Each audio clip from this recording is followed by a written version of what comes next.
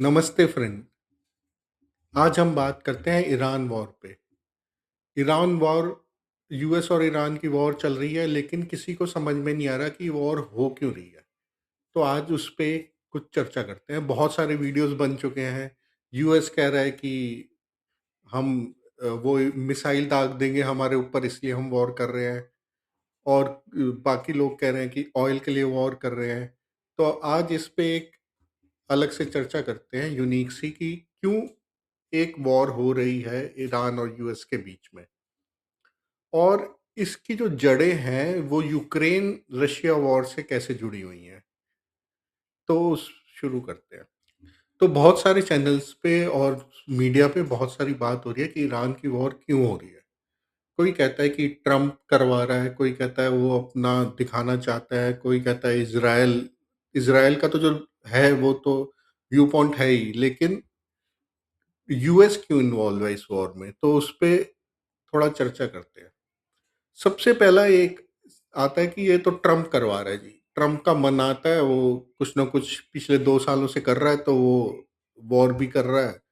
पहले वेनेजुएला के ऊपर पकड़ लिया, अब ईरान को छेड़ दिया। उससे पहले टैरिफ करा रखे हैं 2 साल से, तो ट्रम्प है ही ऐसा, वो उसके जो मन में आता है करता है। तो ये तो एक बहुत ही सिंपलिस्टिक थिंकिंग हो गई। अगर ये सोच के हम चलेंगे, तो हम इस चीज़ को ढंग से एनालाइज़ नहीं कर पाएँगे, क्योंकि उसका कोई फिर जवाब नहीं रह जाता। तो पहले थोड़ा ट्रम्प पे चर्चा करेंगे, उसके बाद आगे भी चर्चा करके देखेंगे कि ये वॉर क्यों हो रही है और इसकी जो जड़ें हैं वो रशिया यूक्रेन वॉर में कैसे है। तो शुरू करते हैं। तो ट्रम्प को ना बहुत सारे लोग ऐसे ही नकार देते हैं, ये तो ऐसा ही है, ये तो अपने दिमाग से चलता है, ही इज़ अ मैड पर्सन और वो कुछ भी कर सकता है, ऐसे करके। और ये चीज़ करने से ना बहुत आसानी से आप छूट सकते हो, तो जैसा है वैसा ही है, तो वो जो करता है वही करता है। लेकिन इस थिंकिंग के साथ ये कभी नहीं सोचते कि ये एक स्ट्रैटेजी हो सकती है। थोड़ा वीडियो जो है ना, उसके अंदर बहुत सारी चीज़ें हैं, तो थोड़ा-सा समझने के लिए, समझाने के लिए टाइम भी लगेगा। तो ह आपको ये देखना है कि बहुत सारे लोग कहते हैं ट्रम्प तो ऐसा ही है, वो आता है कुछ ना कुछ उल्टा-सीधा करेगा ही करेगा। लेकिन उस उल्टे-सीधे में कुछ मेथड है क्या? ठीक है? तो एक जैसे मैं एक इंग्लिश का आपको एक लाइन बोलूँगा, तो उसको आप समझिए। इ one person is mad, okay? जैसे हम लोग कह रहे हैं कि ट्रम्प ऐसा ही है। If one person is mad, is there a method to his madness? मतलब अगर एक कोई आदमी उल्टे-सीधे काम कर रहा है, लेकिन उसके अंदर कुछ मेथड है, कुछ स्ट्रैटेजी है उसकी। क्योंकि अगर आप ऐसे मैड जैसे काम करते हो, कभी कुछ स्टेटमेंट दे रहे हो, कभी कुछ स्टेटमेंट दे रहे हो, तो आपके जो भी आस-पास हैं, जो राइवल्स हैं, जो आपके अगेंस्ट हैं, जो आपके साथ में हैं, सब सोचते हैं ये तो कुछ भी कर सकता है, ये तो ऐसे ही है। तो उसकी बातों पे ध्यान देना कम कर देते हैं और वो सिर्फ़ वेट करते हैं कि ये कब जाएगा। जैसे 2 साल, 4 साल में तो ये जाएगा ही जाएगा, तो उस चीज़ की वेट करते हैं। लेकिन क्या उसकी मैडनेस में कुछ मेथड है? आपने देखा कि टैरिफ में भी उसने किया, लेकिन उसमें मेथड था। उसने कई कंट्रीज़ को अ, दबा के और उनसे अमेरिका का बेनिफिट कराया है। मैडनेस में मेथड है। वैसे ही हम ये लेके चलेंगे। ट्रम्प कोई ऐसा नहीं है कि वो जैसे जनरली यूएस के प्रेसिडेंट्स आते हैं जिन्होंने कोई आर्मी के अंदर कर रखा होता है। जनरली आर्मी वेटरन्स रहते हैं, यानी जो पहले आर्मी में रहे, ऐसे ज़्यादातर आते हैं। But Trump is coming from a hardcore business. He is a businessman. उसको ये पता है कि अगर मैं बहुत ही अच्छे तरीके से और लेवल से काम करूँगा, मतलब एक सीधे तरीके से काम करूँगा, तो मेरे अगेंस्ट प्रेशर क्रिएट होगा। किसी को भी आसान है बहुत बोलना, "अरे! ये तो पागल है, ये तो जो मर्ज़ी करे करता रहेगा।"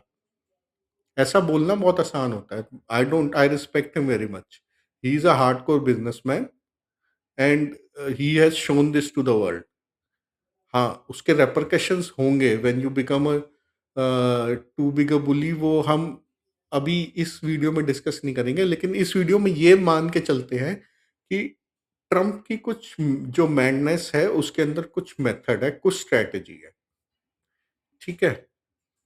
तो यानी उसने जो डिसीजन लिए हैं वो रैशनल है, लेकिन उन डिसीजंस को वो शो ऐसे करता है कि जैसे उसने किसी व्हिम्स एंड फैंसीज़, मतलब कि अपने जब मन किया वैसा डिसीजन ले लिया।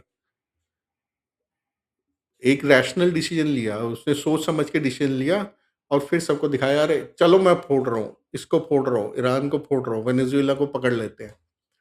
तो आपको लगता है कि वो डिसीजन उसने ऐसे ही जब मन किया तब ले लिया, लेकिन ऐसा नहीं है।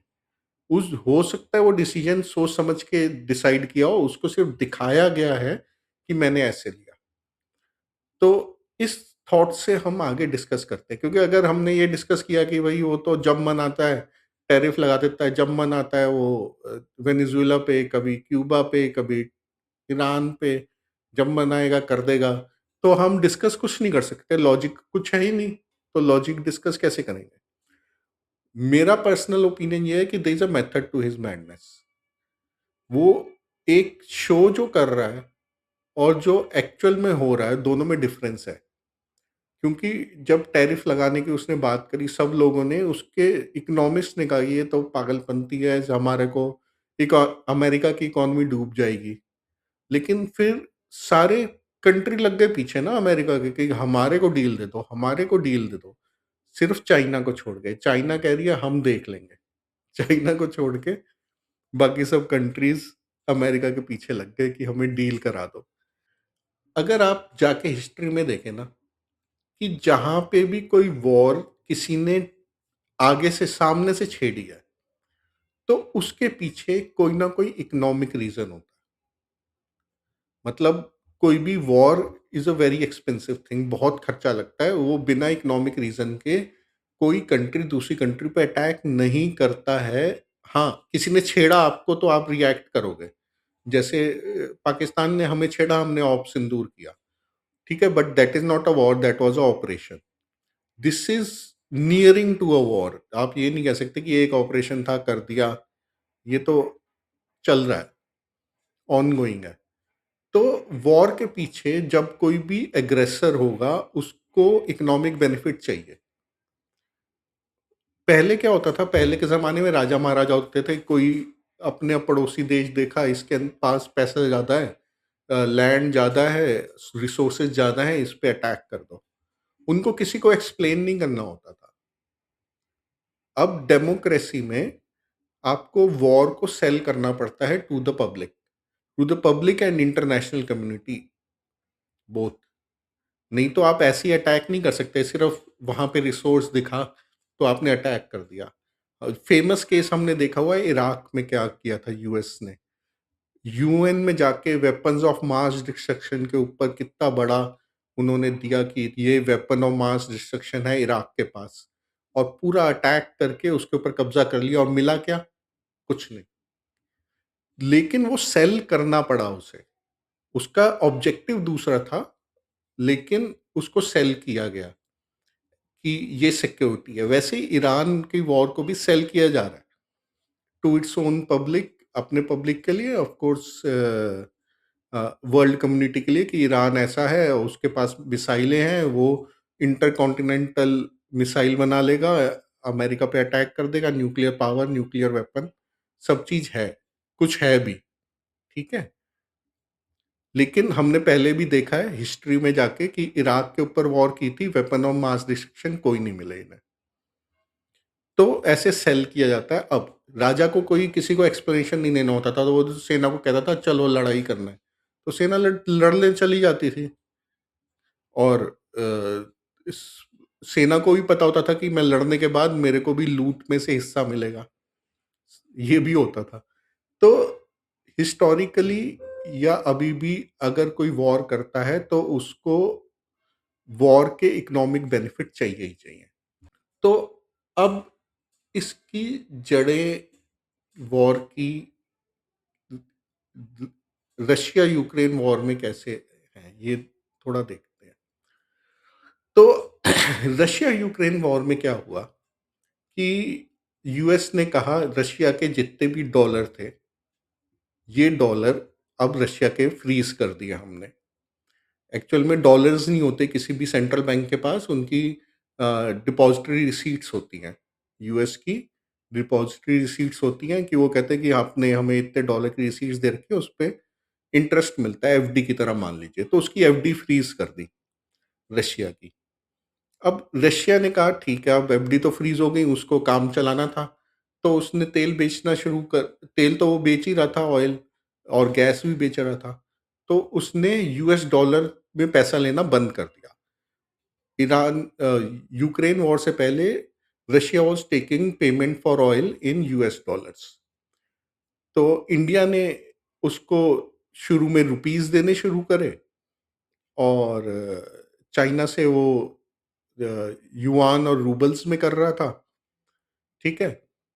तो हुआ क्या उस वॉर से कि इंडिया का डिस्कस करते हैं पहले, फिर चाइना का डिस्कस करेंगे। तो इंडिया ने कहा कि हम रुपए में ट्रेड कर लेंगे क्योंकि डॉलर्स तो आप ले नहीं सकते, आपके लिए बेनिफिट नहीं है, क्योंकि डॉलर का वो करेगा क्या, और डॉलर उसके फ्रीज कर देगा फिर से यूएस से। तो उसने कहा ठीक है, अब हम रुपए में शुरू करते हैं। रुपए में ट्रेड शुरू हुआ क्रूड का। वो हमें क्रूड देते थे, हम रुपीस देते थे। लेकिन थोड़े टाइम बाद क्या हुआ कि रशिया ने कहा मैं तो आपसे कुछ खरीदता ही नहीं हूँ, हमारा ट्रेड डेफिसिट नेगेटिव में है।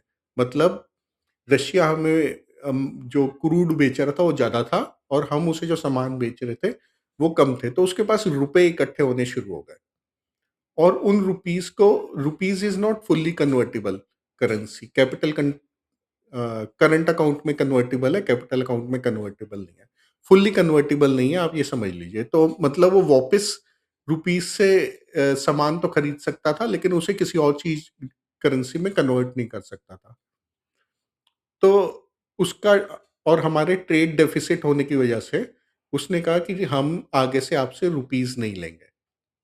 तो इंडिया ने फिर शुरू किया क्रूड का सेटलमेंट इन दिरहम्स, और एक और करेंसी मैं बताने वाला हूँ जो आप सुन के भी मजा आएगा, एन युआन। युआन मतलब चाइनीज युआन या रेमनी।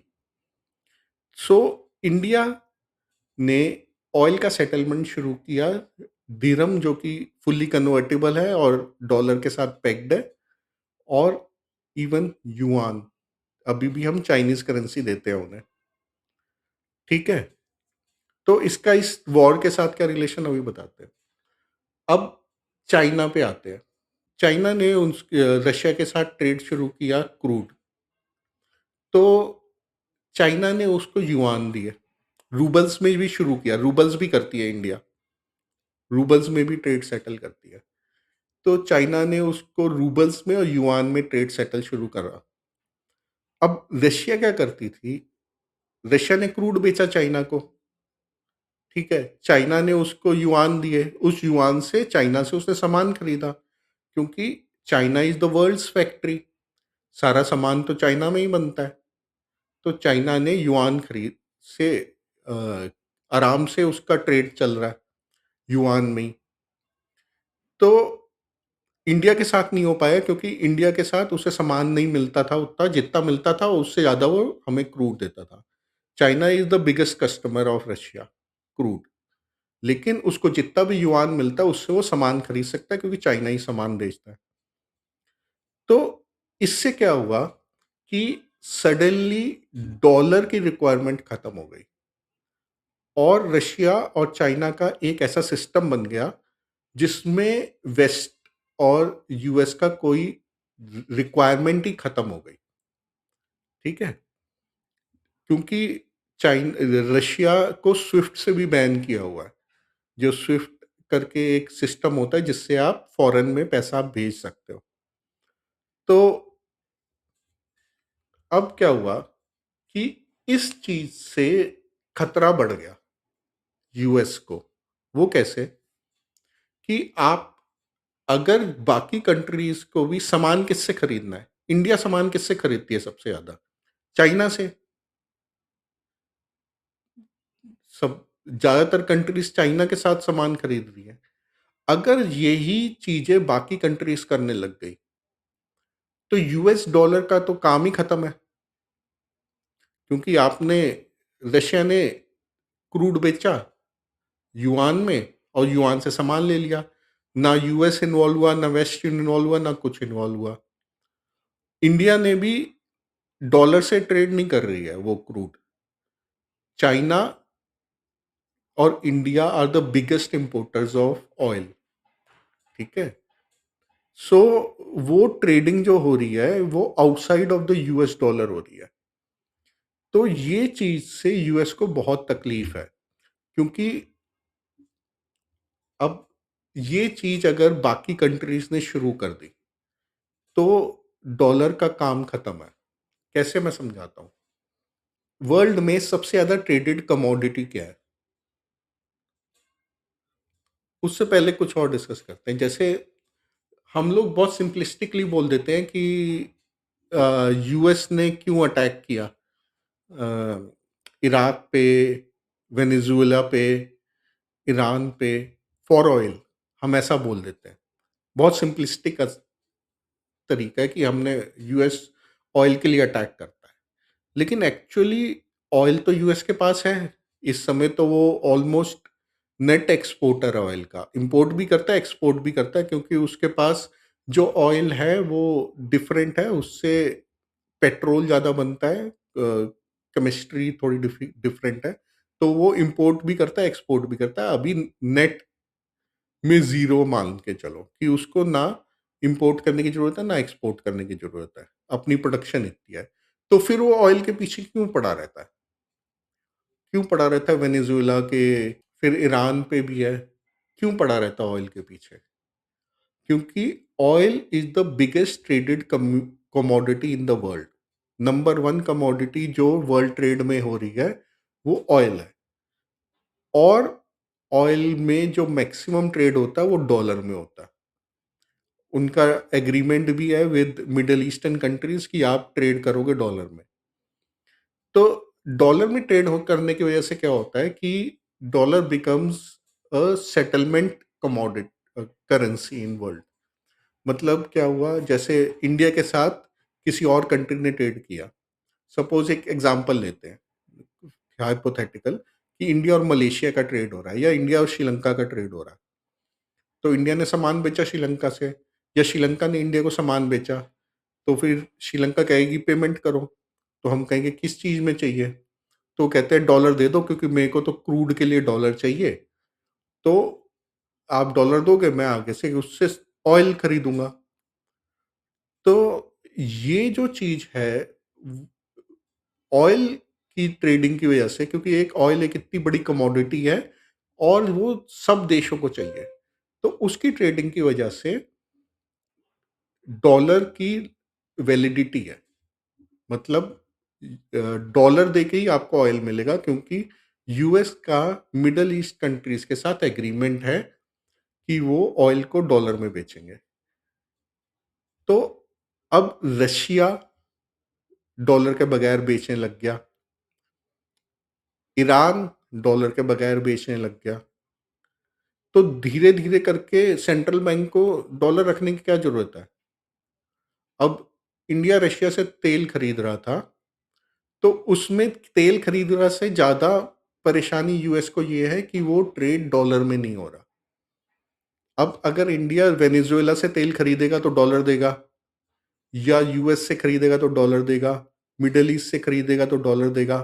रशिया को वो युआन युआन रेमनीबी, मतलब जो चाइनीज करेंसी है, डीरम्स और रूबल्स, 3 करेंसी में ट्रेड सेटल कर रहा है। तो अब इंडिया का जो रिज़र्व बैंक है, उसको डॉलर रखने की ज़रूरत कम है। तो डॉलर की यूज़ेबिलिटी जो है वो कम हो रही है, और उसकी स्टेबिलिटी भी कम हो रही है धीरे-धीरे। अगर आप चेक करोगे, एक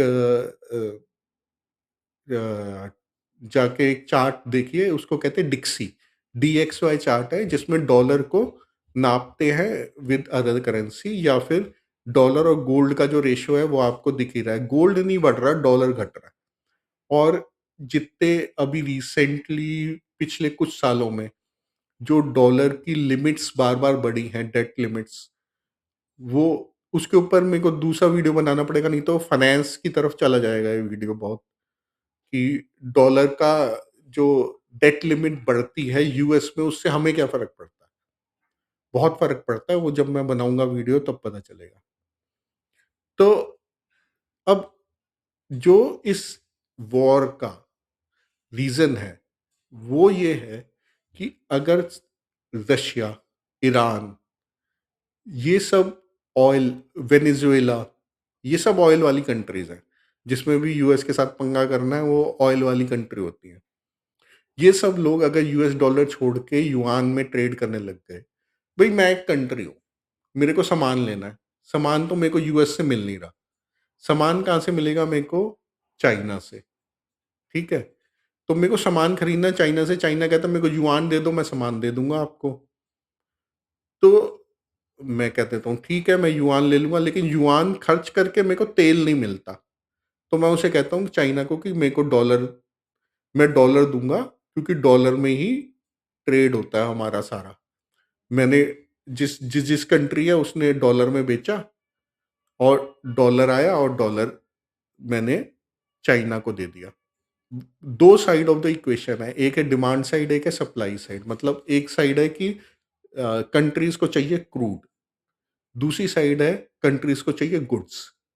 गुड्स आ रही हैं सारी चाइना से मैक्सिमम। बाकी वर्ल्ड ट्रेड है, मतलब जनरली लोगों का, ज़्यादातर कंट्रीज़ का ट्रेड डेफिसिट है विद चाइना।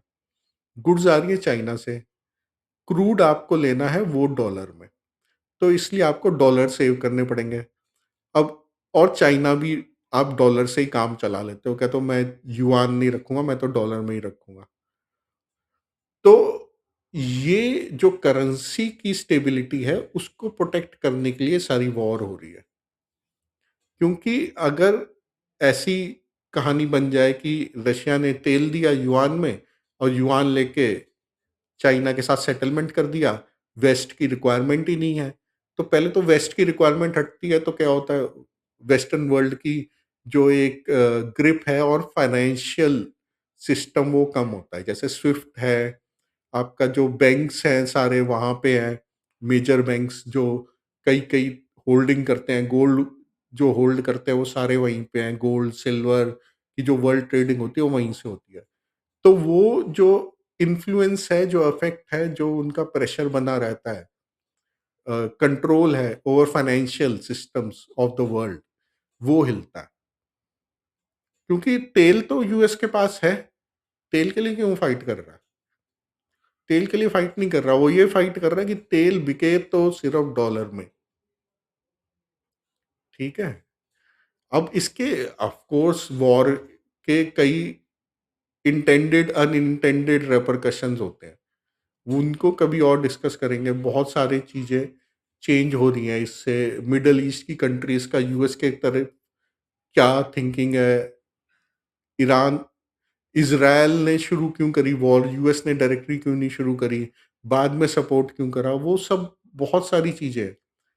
लेकिन मेन चीज़ ये है स्टॉप करना जो युआन का एक बन रहा है, क्योंकि वेनेजुएला भी तेल किसको दे रही थी? चाइना को। ईरान तेल किसको दे रहा है? चाइना को। इंडिया तो ले नहीं रहा ईरान से तेल। रशिया किसको तेल दे रहा है? चाइना को। तो ये सारी गेम आके आती है करेंसी पे, क्योंकि यूएस को ना पैसे नहीं चाहिए होते। यूएस को पैसे अगर चाहिए, सपोज़ उसे वॉर करनी है, वो जाके अपनी कांग्रेस को बोलेगा मेरी लिमिट बढ़ा दो डेट की। डेट की वो लिमिट बढ़ाएँगे, फेडरल रिज़र्व नोट छाप देगा मतलब डेट इश्यू कर देगा। और उस पैसे से वो वॉर लड़ लेंगे। मतलब उनको अपनी करेंसी अर्न नहीं करनी पड़ती, वो बना सकते हैं। ये ही वजह है जो स्टेबिलिटी यूएस डॉलर की हिली है पीछे। जो कोविड में इन्होंने बहुत सारे पैसे छापे, क्वांटिटेटिव ईजिंग 1, 2, उन सब का इफ़ेक्ट अब जाके आ रहा है। तो ये जो वॉर चल रही है, उसका वन ऑफ द पर्पस, और भी पर्पसेस हैं, लेकिन इकोनॉमिक पर्पस ये है कि डॉलर जो है वो तेल के लिए सिर्फ डॉलर ही यूज़ हो। क्योंकि अगर लोगों ने कहा कि चाइना से सामान खरीदना है, युआन में ले लेते हैं, युआन में ही उसको तेल दे देते हैं, तो यूएस की डॉलर को अफ़ेक्ट पड़ता है। जैसे अब आपने याद होगा आपको, जब ब्रिक कंट्रीज़ ने अपनी कॉन्फ्रेंस में अपनी एक करेंसी निकाली थी, तो वो करेंसी निकालने पे ट्रम्प कितना आग बबूला हो गया था कि भैया ब्रिक कंट्रीज़ ने करेंसी, क्योंकि एक कमोवेरेटिव निकाली कि हम, हो सकता है जैसे यूरो है यूरोप का, वैसे ब्रिक कंट्रीज का कोई करेंसी निकालें। और उस समय ट्रम्प की आप रिएक्शन देखिए। So they want dollar to be the dominant currency in the world, क्योंकि वो डॉलर छाप सकते हैं कभी भी, और वो डॉलर छापने से नुकसान हमें होता है, वो किसी और वीडियो में मैं एक्सप्लेन करूंगा। But this is one of the primary reason. Multiple reasons होते हैं किसी वॉर करने के, और यूएस ने ऑफ कोर्स क्या सोचा, डिकैपिटेशन करके खत्म हो जाएगी, शॉर्ट टर्म वॉर रहेगी, सब चीजें हैं। अब फायदा इस वॉर से हो रहा है रशिया को, ठीक है, क्योंकि उसको अब जो एक एक तेल तो उसके पास उतना ही बेच रहा है, प्रोडक्शन उतनी हो रही है, जो तेल की प्रोडक्शन के वो $60 $70 मिल रहे थे, अब $100 मिल रहे हैं उसको। तो यूक्रेन की वॉर को फंडिंग तो यूएस ने करा दी, ठीक है। चलिए, एनीवे, तो आई होप, थोड़ा कॉम्प्लेक्स था ये समझना पूरा जियोपॉलिटिकली कि डॉलर्स की रिक्वायरमेंट क्यों रहती है लोगों को, क्योंकि क्रूड सारा ट्रेड ही डॉलर में हो रहा है। उनकी मिडल ईस्ट कंट्रीज के साथ एग्रीमेंट है कि वो डॉलर में ही अपना क्रूड बेचेंगे। तो और वो crude is number one commodity अभी भी इन द वर्ल्ड। तो वो चाहते हैं कि जब क्रूड की दुकान पे कोई आए तो वो डॉलर लेके आए, और डॉलर लेके आएगा तो उसे डॉलर रखने पड़ेंगे, और डॉलर रखने पड़ेंगे मतलब यूएस कितने भी डॉलर छापे, वो पूरे वर्ल्ड में फैलेंगे ही फैलेंगे। तो आई होप ये एनालिसिस आपको कैसा लगा, आप बताइए नीचे कमेंट सेक्शन में। कुछ मज़ेदार लगी चीज़ तो। अब ये वीडियो ऐसे ही बस बना दिया, मतलब इससे पहले इस चैनल पे पॉलिटिकल वीडियोस तो कभी बनाए नहीं, लेकिन कोई इंसाइट आती है तो उसको सोचते हैं शेयर कर दिया जाए आपके साथ। So I hope you liked it. Thank you very much.